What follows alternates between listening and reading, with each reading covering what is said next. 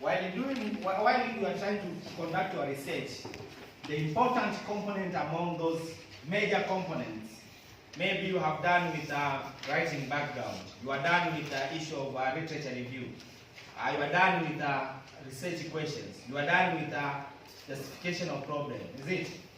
Okay, you are done with problem statement. What follows now, you have objective. From the broad objective, you have specific objectives. The one and major important thing that follows is what is research methodology. And that is very key, because on part of research methodology, that's where someone else can replicate your study. That's where someone else can replicate your study. This is the only area whereby if someone repeats your study can get almost the similar results that you have got. And this is the only part that explains the science part of what research. Are you together? This is the major, and I think the only major part that explains research being a scientific thing. Are you together? So when considering writing a research proposal, your research methodology has to be very clear in such a way that when you drop your paper and someone finds it somewhere, he can do the same thing as you did. Are we together? That is called what?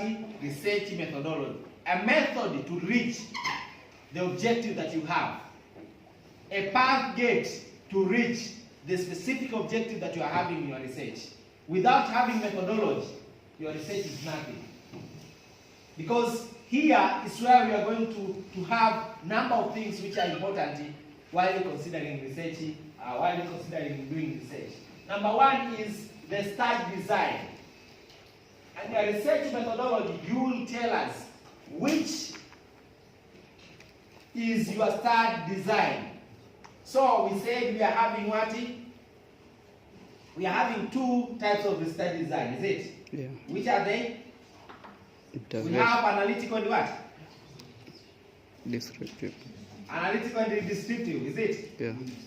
But we said they are having we have those which are experimental stuff. We say, I was just asking you analytical and descriptive because most of us do miss the analytical and what? Descriptive stuff. But we say they are having what? Experimental and what? Non-experimental. And what? Observational study. I think I explained to you that we have observational study and what? Analytical and experimental studies, of which observational study here we are having number of studies, including the cohort study, case control study, is it? We are having cross-sectional, is it? Those are key, important form of what? Observational study. And why we say the observational study? Because you as a researcher, you can do nothing to that particular type of study. You are there to observe the natural process to take place, is it? We said maybe you are doing a cohort study. You are making follow-up for someone, maybe you are sick, you are thinking maybe alcohol drinking is a risk for developing maybe a liver diseases. Now you leave someone keep drinking alcohol. For you, you just keep recording those important findings. That is called a cohort study. And it is observational study because you are just observing. There is nothing like intervention that you are going to put in your observational study. That is number one type of study. Actually, observational studies are cheaper compared to what? Experimental study. Because you are just an observer. Therefore, there are more time you spend only to observe the study, and some money may be used for those methodologies which can be used. But actually, those are cheapest type of study which are conducted. Being a cohort study, which is more practical compared to cross-sectional study, which is again more important compared to other studies. But you have again a case control study, whereby you have a comparison thing. The case means someone with the important find that you want to find, and the control which you are going to compare. Is it? And again, we are having even those small things like case series, of which case series are coming from what? A case report. Case report, case series, then we have case control study, we have cross-sectional study, we have cohort what? Study. And on cohort study, it can be what? Retrospective or what? Or what? prospective. It can be a retrospective or prospective type of study. Therefore, I think we discussed very much on that particular area. And we have the experimental study, of which we have non-randomized control trial, randomized control trial. Those are things that you really need to understand. There's another type of which it is not that important today for this particular discussion. So, you have to define which will be your study design. We have talked already, and most of our study, most of them are cross-sectional study because we are there to collect the outcome and what? The outcome and what? Input. Exposure and outcome at the same time. We want to find the exposure and what? Outcome at the same time. Most of our study are what? Cross-sectional. Are we together? Are we together? Yeah. So that is the part of study design. You must explain what is the type of study design that you are going to use in your research. Number 2 is study area. Where are you going to conduct your research? Tell us where are you going to conduct your research. And be very specific. Maybe you are saying, maybe I will conduct my study in Mwanga or in Singida. Tell us where specifically. Maybe Singida in Marera village. Marera village, which street maybe? You have to tell us exactly the place, because as I said, you must, when you drop the paper, someone can take that paper and conduct the same research. So, a study area has to be described in a geographical way.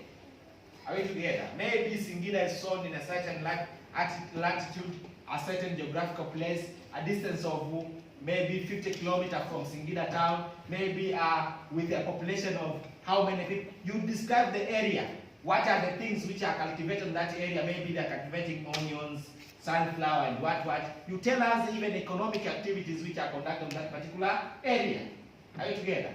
That you are trying to explain about the study area. You explore a lot. Are you together? You tell us even the rain season. October and November, the rain season, you tell us explore the area of that particular area. Another thing you have to explain is the study population. On part of study population, here you are going to tell us exactly what is your study population. Exactly what is your study population. For example, we have maybe you are finding seroprevalence and risk factor for hepatitis B among HIV patient or HIV infected patient of age from 13 and above. Now, your study population is what? HIV infected patient of age from 13 and above. You have to tell us. Are you together? That is the study population. The study population has to be well described. And one of the conditions, for example, for our title now, has to be someone with the HIV. Therefore, you have to be very, really specific to tell us the study population. Another thing is inclusion and exclusion criteria. This is a very important aspect of your study. And I said, inclusion is not opposite of exclusion. Are you together? Inclusion is not opposite of what? Exclusion. We said when you are speaking of exclusion criteria, for example, it has to be you have to be very keen to find out the exclusion criteria. For example, maybe the same population, this is a patient with HIV, he has 18 years and above, or 13 years and above. Now, maybe he has not consented for the study. Now that becomes the exclusion criteria. If someone has not qualified in one aspect, but he belongs to that particular group, you should not say that exclusion criteria are the people under 13 years. No, it is not opposite. Are you together, guys? Are we together on that? I repeat again, it is not opposite. You must find something else. Like for people who are having 13 years, now they are younger. In Tanzania, police mean that they are required to consent through their parents. Now you can say all children who are 13 years and above, whom their parents have consented. So the exclusion criteria will be for those whom the parents have disagreed, mean that they become excluded. Or exclusion criteria become maybe you are taking people from school, but exclusion criteria becomes maybe for those who will be on maybe in holiday because they are still school students, but they are on holiday. That become exclusion criteria. But you should not explain that exclusion criteria maybe are those people who are not studying. That is not exclusion criteria, you must remember those what concepts while rewriting your components. Are we together? Are we together? Yes. Now, inclusion criteria now is simple.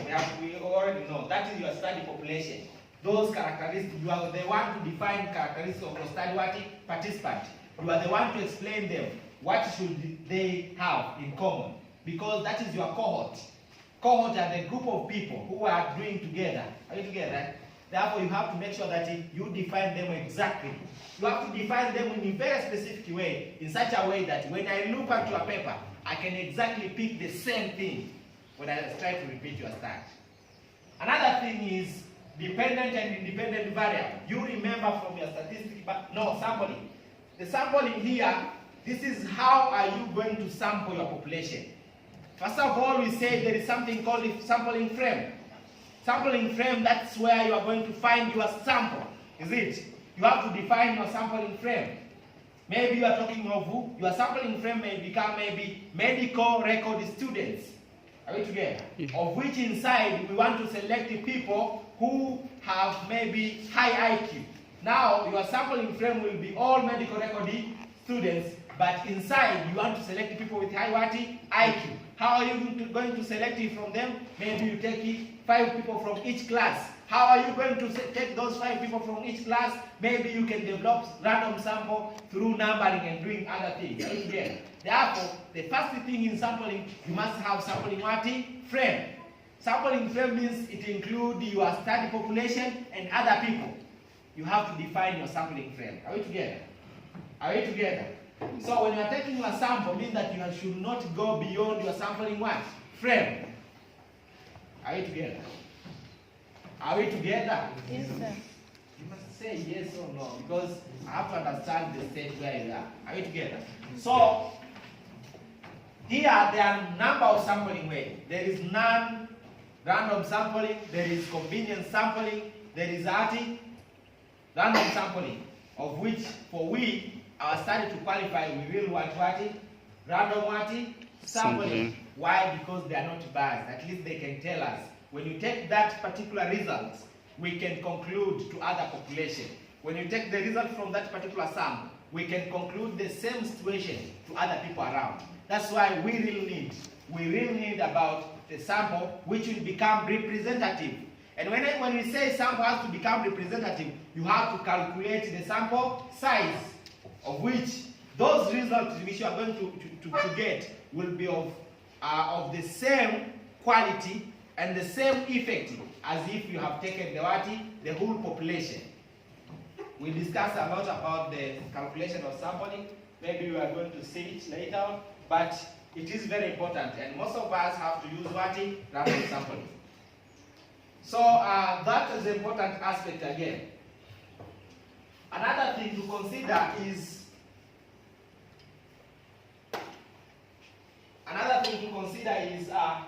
on sampling, you have to remember there are a lot of sampling methods. You have to just remember those. Another thing is dependent and independent variables, because you will always have variable in your study. For example, you are having HIV. You are having maybe HIV disease. You are having virus, which is HIV virus, which is dependent and which is independent variable. The virus is Dependent. Is Dependent. Is it dependent or independent? Inajitegemea. Guys, is it dependent or independent? Independent. Yeah? Is it dependent or independent? Independent. You must remember those key aspects in your research. Actually, virus can cause changes to something else, is it? Yeah. Therefore, virus is independent, because it can influence other things. Are we together? Yeah. Are we together? No. But disease is what? Dependent. HIV disease is what? Dependent. It is dependent, because it depends on virus, so that it can change. It can get influenced. Independent, one of the characteristics of independent means that it can influence. Are you together? While dependent can be influenced. Are you together, those concepts? Yeah. You have to remember those key aspects. Therefore, you must define, you will have some important key findings in your title. At least in your title, maybe it's self-preference, maybe the age. Is age dependent or independent? You have to tell us. Is sex dependent or independent? You have to tell us, because those are key variables that you're going to use. Another thing is data collection and tool used. So maybe you will go and collect data through interview, but the tool that you are going to use is what? Questionnaires. Are you together? Therefore, you have to tell us which method are you going to use to collect your data. But along that method, you have to tell us which tool are you going to use to extract those data from that particular patient or from that particular study subject. You have to tell us which are the tools that you are going to use. Maybe you want to collect the data about HIV status. There are tools that you are going to use, of which you are going to use maybe a laboratory procedure, is it? Maybe measuring HIV positive, HIV negative with the use of certain method. Are we together? Therefore, all those have to be explained in terms of what? Data collection and tool what? Used. How are you going to collect your data? And what are the tools that you are going to use to collect your data? You have to tell us. Are we together? Are we together? Yeah. So that is the important component during study methodology. And again, while writing your study methodology, you have to tell us about data analysis. On data analysis, you have to tell us exactly how are you going to take the data from the collected source to a point whereby you will put in a system whereby you will be able to analyze them. Maybe you will say, I will extract all the data from the sheet to Excel, from the Excel to maybe to Starter or to what? SPSS. Then I will analyze the data and I will describe the results out. You have to tell us in your proposal. How are you going to extract your data? How are you going to collect them maybe in the device? How are you going to analyze them? Which method are you going to use? And even you tell us the version of your statistical package. If it is version 16, version 20, you have to tell us. Are we together? Are we together, guys? Yeah. Are we together? Okay. So that is a very important aspect in what? In data collection. Because at the end, most of us do fail on that aspect because we don't even explain. That's why I say your results have to be reproducible. If they have to be reproducible, mean that they have to make sure they are giving out the clear method which have been used. Unless you do that, we cannot replicate your result. We cannot replicate your result. Why can't we replicate the result? Because we cannot exactly find which method was used. If you tell me maybe I analyzed with the use of Excel, it's quite different from what? From the use of SPSS, is it? Therefore, you have to tell us exactly which method are you going to use with regard to data analysis. And that one has to be written soon during the process of proposal writing. Another thing is, we know that you are dealing with human subject. And if you are dealing with human subject, one of the important aspects to consider is what is ethical clearance or ethical consideration, of which you have to set how are you going to consent on that particular data of that particular patient. Where are you going to think where are you going to find out the ethical clearance? I think for you, because you are a student, it is mostly going to be given out by your college. Are you together? Therefore, they are the one whom they are going to analyze the need of your data. Then, from that, they can give you the letter on how you are going to send to collect the data and how you're going to use them.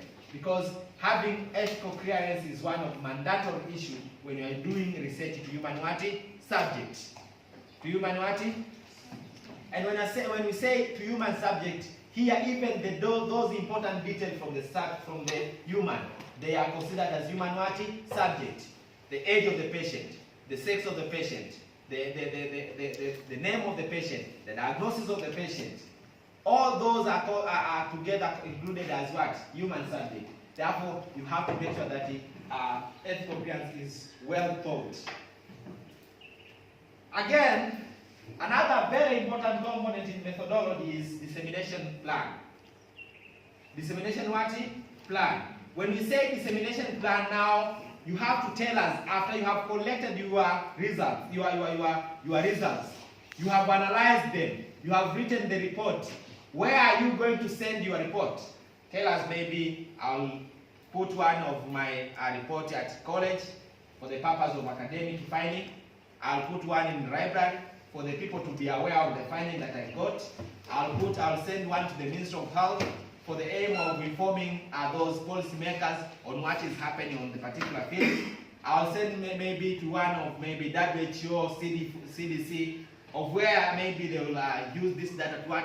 If you have maybe taken those data from the community, you may send the result back to them so that they become aware of what is the state of their situation. Are you together? Yes. You have to consider those important components.